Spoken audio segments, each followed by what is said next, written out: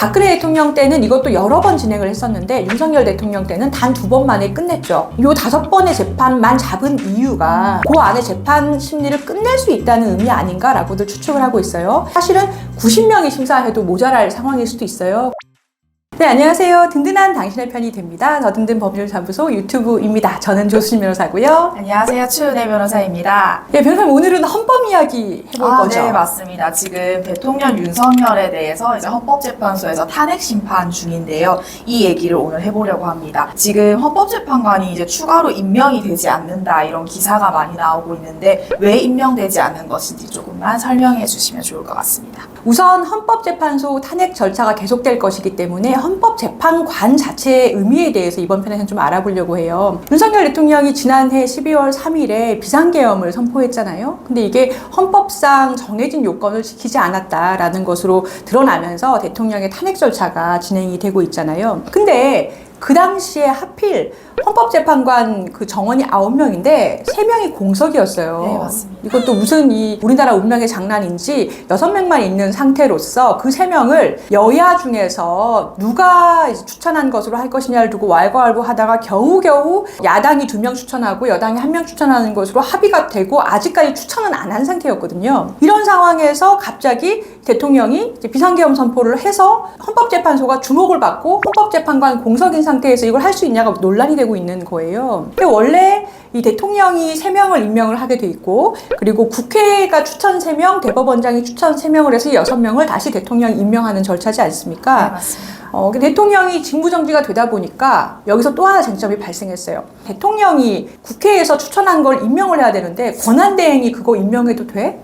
라는 쟁점이 또 발생을 하고 있는 거예요. 그게 결과적으로 할 수 있다. 라고들 얘기가 돼서 최상목 권한대행이 정계선 후보자, 조한 후보자 이 2명을 임명을 하고 마은혁 후보자만은 거부를 했었는데요. 이게 그분의 진보 성향 때문이다라는 추측이 계속되면서 또 논란이 되고 있는 상황입니다. 그러면 변호사님께서 방금 이제 설명해 주신 헌법재판관을 추천한다는 것 그리고 이렇게 3개로 나뉘어져서 이렇게 헌법재판소를 구성을 왜 해야 하는지를 조금 설명해 주시면 좋을 것 같습니다. 예, 굉장히 좋은 질문이세요. 그 헌법재판소라는 제도가 있는 것도 사실 특이해요. 헌법만을 다루는 거, 모든 국내 사건을 다루는 게 아니라 보충성이라는 게 있어서 형사재판이 할 수 있는 건 형사가 하고 민사는 민사가 하고 다 각자 그 지역에 있는 법원들이 하되 헌법 문제, 예를 들면 지금처럼 대통령을 탄핵한다, 아니면 헌법소원 같은 걸 건다, 아니면 정당하고 대통령이 권한쟁의를 한다 등등의 특수한 헌법 위반을 심판해야 될 때만 헌법재판소가 하도록 우리나라에서는 헌법재판소라는 제도를 만들었단 말이에요.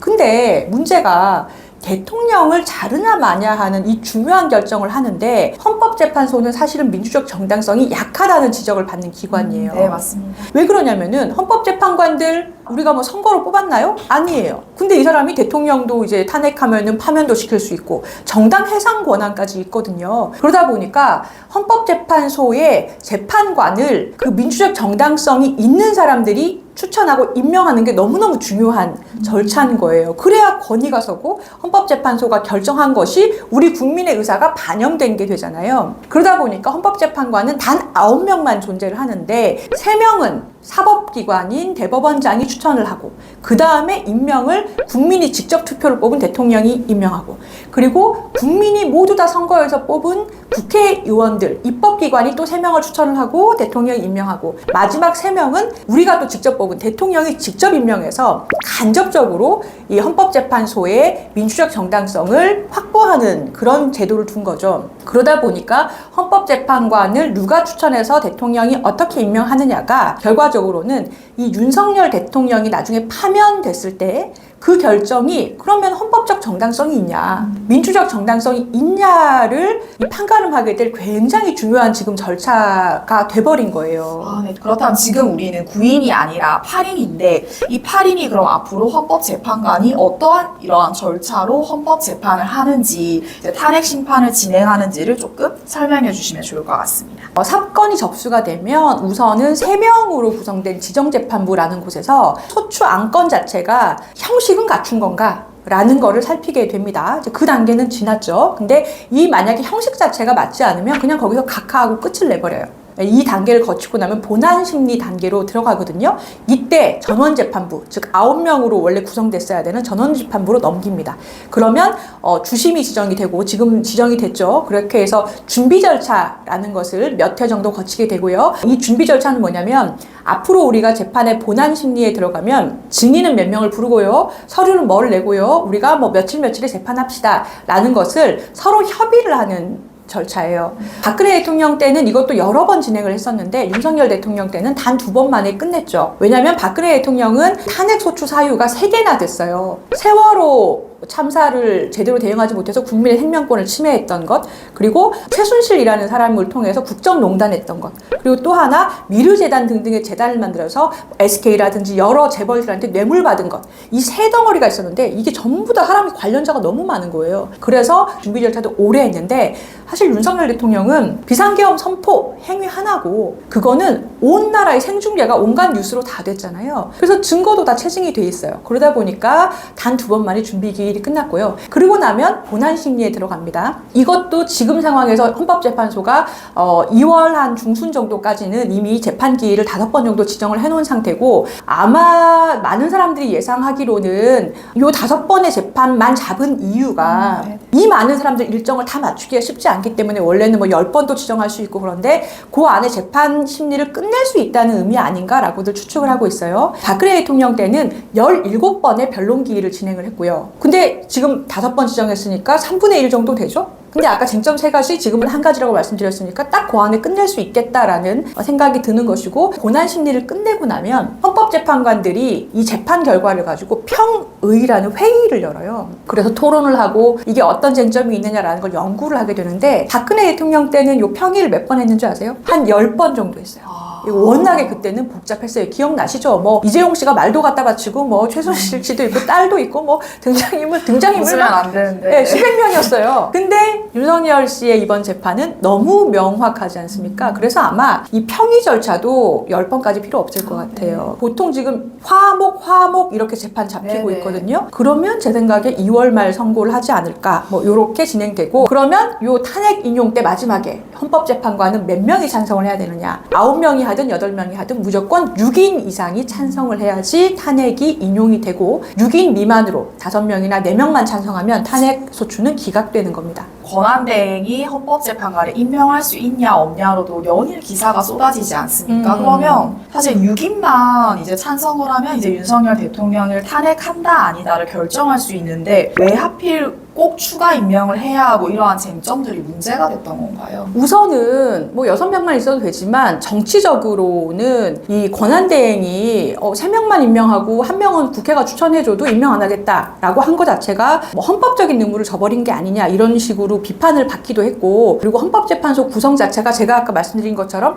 헌법의 기본적인 질서를 유지하고 이 권력 간의 균형을 잡기 위한 그러한 핵심적인 과정인데 이걸 외면한 거 아니냐 해서 굉장히 권한대행이 비판을 받았었고요. 법적으로는 다른 심판과 다르게 대통령을 탄핵한다라는 것은 법적으로야 6명이 인용하면 되니까 뭐 8명이 심사하든 9명이 심사하든 문제 없는 게 아니냐라고 할 수는 있지만 엄밀히 말하면 완전체 9명이 심사를 하는 것이 정당하지 않느냐 그게 맞지라는 의견이 있는 거예요. 사실은 90명이 심사해도 모자랄 상황일 수도 있어요. 그런데 9명을 구성을 해놨고 아까 말씀드린 셋의 민주적 정당성의 뿌리가 다 다르고 그리고 전 정권이 임명한 사람도 있고 이번 정권이 임명한 사람도 있고 해서 우리 국민들의 이 민주적 정당성이 반영되어 있는 헌법재판관 구성인데 이것을 과연 8명만 있는 상태에서 인용 결정을 했을 때 법적으로 분명히 이거는 문제 있습니다 라고 불복하는 사람이 있을 수 있고 또 하나 정치적으로도 지금 한남동 관저 앞에 많은 분들이 소추 자체를 못 받아들인다라고 하고 있다고 해요. 근데 이 상황에서 8명이 심사를 해서 결론을 냈을 경우에 혹시라도 그게 법적으로 문제가 없음에도 불구하고 불복할까 이것도 또 우려가 되는 상황이죠. 9명이 완전체가 될 수 있도록 1명의 임명도 빨리 이루어져야 되는 게 아닌가 싶습니다.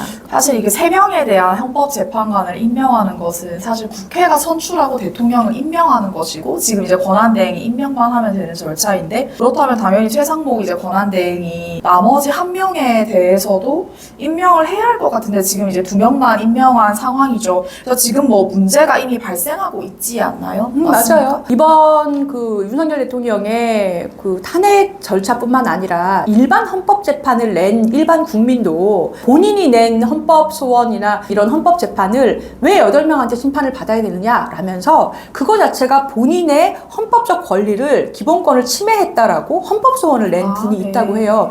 그래서 헌법재판소에서 아주 발빠르게 이미 그 재판의 심리에 들어갔다고 합니다. 지금 그리고 마은혁 그 후보자도 본인에 대해서 이렇게 임명을 해주지 않는 것이 본인에 대해서 권한 침해다라고 법적으로 문제 제기를 이미 했다고 하죠. 그래서 만약에 이 헌법소원들이 받아들여진다면 정부로서도 권한 대행으로서도 헌법재판관 1명을 추가로 하지 못할 이유가 없는 거죠. 그래서 추가 임명도 이루어지지 않을까 싶고요. 이미 일반 국민들도 문제 제기를 하고 있으신 상황이에요. 네, 맞습니다. 제가 알기로는 이제 국회의장도 권한쟁의 심판 청구를 한 것으로 알고 있는데요. 이것은 아무래도 헌법재판이라는 것, 우리 사회의 이제 헌법 기본이 된 이제 헌정질서를 수호하는 문제이기 때문에 좀 빠른 결정들이 나오고 이 결정, 윤석열 대통령이 탄핵이 된다 안 된다를 저희가 말하려고 한 건 아니잖아요. 그 질서가 유지되고 모두가 이제 헌법재판소의 결정에 수긍하고 우리 국민이 조금 더 나은 미래로 나아가는 방향으로 이 문제가 해결되면 좋겠다는 생각이 들었습니다. 네, 변호사님 마지막으로 혹시 뭐 해주실 말씀 있으실까요?